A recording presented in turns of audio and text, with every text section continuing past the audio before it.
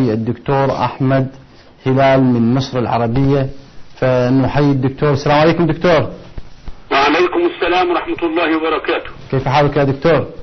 الحمد لله. الحمد لله. نحن أحببنا في هذه الحلقة أن نتطرق إلى الذي لفت انتباهكم إلى مذهب أهل البيت، لكن قبل أن نبدأ في هذا السؤال هل لك أن تعرفنا على الهوية الشخصية لجنابكم؟ الاسم أحمد حسن هلال، وأعرف بأحمد هلال. نعم. طبيب نفسي مصري. أبلغ من العمر 65. أقيم في مدينة القاهرة. نعم. ننتقل إلى السؤال الآخر جناب الدكتور. الذي قلنا في البداية، ما الشيء الذي لفت انتباهكم إلى مدرسة أهل البيت عليهم الصلاة والسلام؟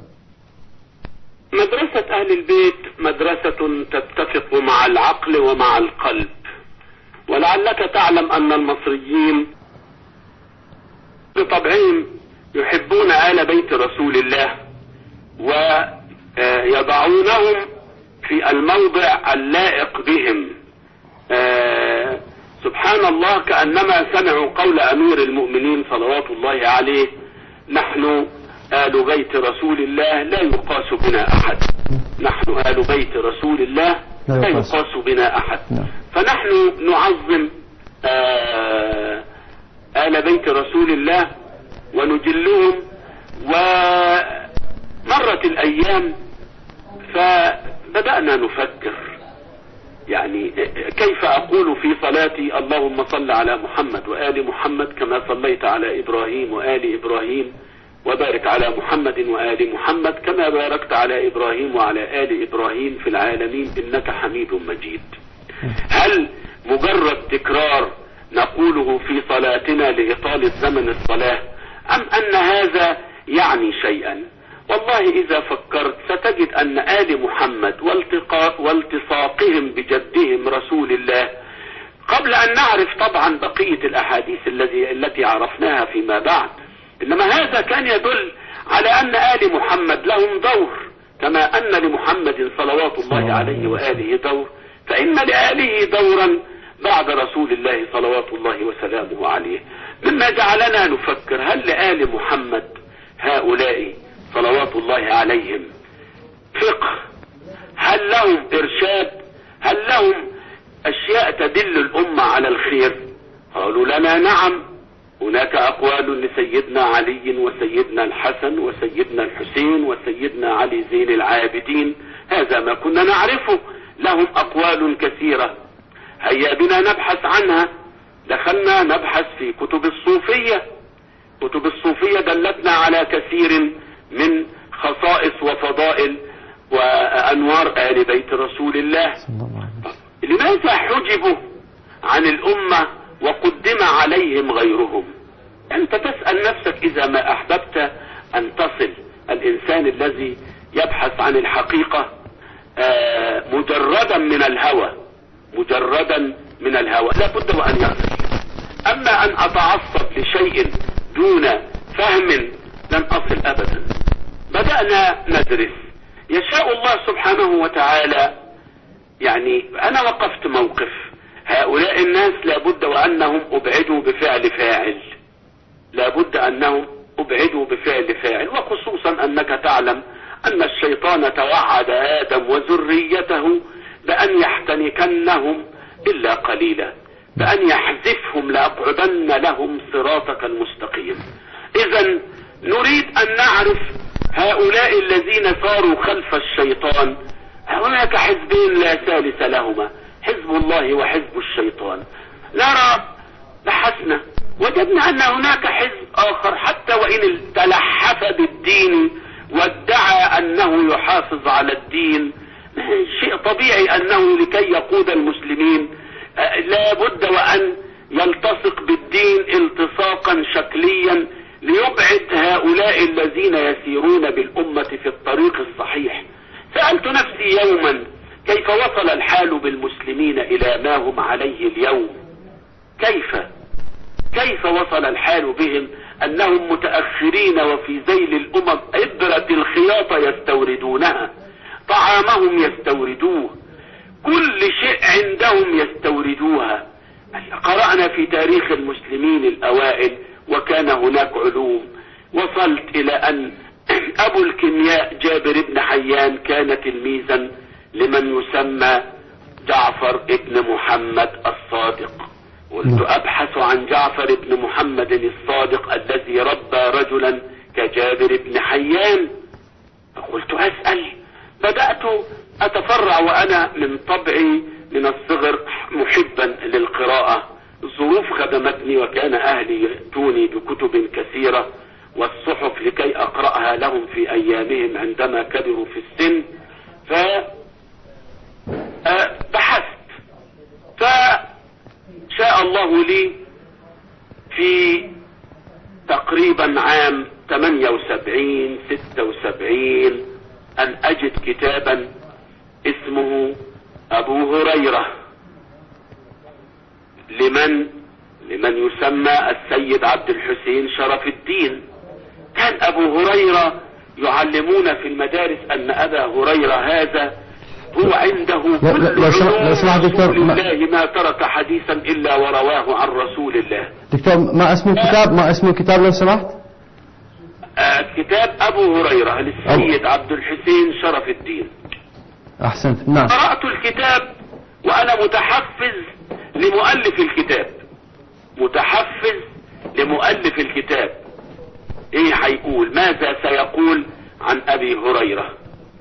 فلما قرأت الكتاب بكل تجرد وموضوعية وجدت أن هذا السيد العالم الكبير الذي عرفت قدره فيما بعد أنه لم يتجنى على أبي هريرة ولو بكلمة بسيطة يسيء إليه بها، وإنما علم يأتي بالحديث ويعرضه علينا ويفسر ويبين كل شيء. اكتشفت من أين أتى الوضع في تاريخ سنة رسول الله، فقلت أبحث عن كتاب لهذا السيد لعلي أستزيد مرة أخرى. فشاء الله لي أن أحصل على كتاب اسمه المراجعات. وكتاب المراجعات هذا بين عالمين كبيرين، أحدهما من الطرف السني والآخر من الطرف الذي يحب آل البيت ويتبع طريق آل البيت. حقيقة دكتور لو سمحت، عبد الحسين شرف الدين الذي قرأت له كتابا قبل ذلك، والعالم الآخر الشيخ سليم البشري شيخ الجامع. لو سمحت دكتور، قبل الدخول في تفاصيل الموضوع الذي دار في كتاب المراجعات، كتاب المراجعات عندما قرأته وجدت فيه حيادية من قبل المؤلف أم أن هناك بعد مرحلة وجدت أنه فيه تدليس وفيه روايات ليست بالصحيحة وفيه آفاق للأفكار لم تكن في موقعها الحقيقي. فهل لك أن تعطينا صورة عن هذا الكتاب وما الأشياء التي بقيت مرتكزة في ذهنك من خلال قراءتك له؟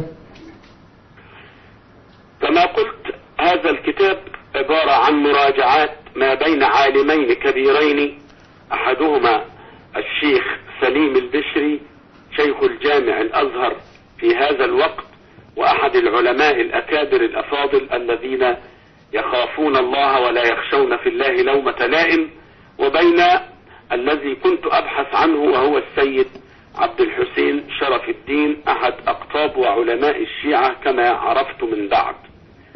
الكتاب ينم عن علم غزير وينم عن أدب جم في الحوار ما بين عالمين كبيرين، أحدهما سني والآخر شيعي يبغيان وجه الله. تجد قمة الحوار العالي الرقيق الرفيع الذي أمر به الإسلام. فالسيد عبد الحسين شرف الدين كعالم شيعي والشيخ سليم البشري كعالم سني لم يعلم عن التشيع شيئا، وإنما يعلم فضل آل البيت على قدر ما حصل عليه من كتب إخواننا أو من كتبنا في ذلك الوقت نحن أهل السنة. فالسيد عبد الحسين شرف الدين يتولى الإجابة على أسئلة الشيخ سليم البشري رحمة الله عليه. فالكتاب كان كتاب محقق طبعا. الشيخ سليم البشري كان يطلب من السيد عليه بالروايات عن أهل البيت يقول له ائت بها من عندنا، فإن كثيرا ممن عندنا لن يقتنعوا بأقوالكم، ائتينا بها من مصادرنا. فكان يأتيه بها من المصادر السنية. فكنت أراجع المصادر فأجد أن الكتاب كله صحيح ولم يحدث فيه أي تدليس أو كذب أو كما يدعي الآخرون. الكتاب عرفني بكثير مما يخص آل بيت النبوة صلوات الله عليهم بشكل جميل. أدركت كيف نحب آل البيت ولا نتبعهم، والقرآن يقول قل لا أسألكم عليه أجرا إلا المودة في القربة. واستغربت كيف نصلي على آل بيت رسول الله في صلاتنا وليس معنا أحاديث تذكر. ذات يوم سألت نفسي، الحسين بن علي سيد الشهداء وسيد شباب أهل الجنة مات في حوالي سن 60 أراوند 60، يعني 60 إلا شوية، 60 وشوية حسب التواريخ. ماذا عندنا نحن أهل السنة من أحاديث عن سيد شباب أهل الجنة، سيد شباب أهل الجنة وسيد الشهداء؟ ماذا كان يقول طيلة تلك السنين من عمره؟ أدور أبحث لا أجد شيئا ولا أجد شيئا يريحني. فأحسست أن في الأمر نوع من الإبعاد، نوع من التعتيم على احنا بنحب آل البيت. طب ولما بتحبوا آل البيت لما عتمتم على آثارهم وأبعدتموهم؟ بدأت أبحث في التاريخ في كتب السير.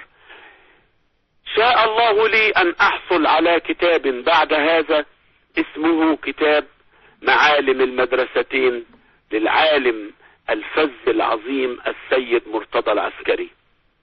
كتاب يناقش بكل حيدة وبكل أدب وبكل احترام مجالس علماء يناقش الفارق ما بين المدرستين، مدرسة أهل السنة أو مدرسة الخلفاء ومدرسة أهل البيت. الكتاب من 3 مجلدات، كتاب قيم دعا فيه كل إنسان. في أول كتابه كتب فبشر عبادي الذين يستمعون القول فيتبعون أحسنه. الله. طيب هيا نسأل وهيا نبحث عن القول لنتبع أحسن القول. صارت الأيام وبدأت الأمور تتسع، قامت الثورة الإسلامية في إيران. وجدت شيئا غريبا، قوم قاموا بثورة لهم ضد الشاه الذي امتص دماءهم وشتت الدنيا عندهم، قاموا بثورة ضده وسموا بلدهم جمهورية إيران الإسلامية. شيء غريب.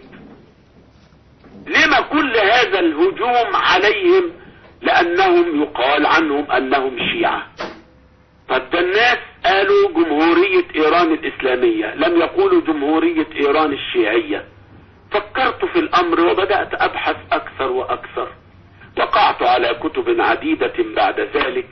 وجدت أن فقه آل البيت أو ما يسمى بالفقه الشيعي الذي يعود لآل البيت فقه واسع عريض يستطيع المسلم، ليس ملكا، يعني فقه آل البيت، ودائما ما أرددها أن فقه آل البيت ليس ملكا للشيعة وحدهم، إنما ملك لجميع المسلمين من المحيط إلى الخليج. لماذا عميتم على هذا؟ اكتشفت أن فكر آل البيت يقف موقفا من الحكام الطغاة الظلمة، الحكام الطغاة الظلمة الذين يريدون للمسلمين أن يكونوا أذلاء أرقاء لهم ويسيروا في ذيل الأمم كلها. عرفت ساعتها لمن حضر المسلمون إلى هذا الدرك الأسفل من الحياة الدنيا. مولاي علي مولاي علي مولاي علي علي مولاي علي مولاي علي علي.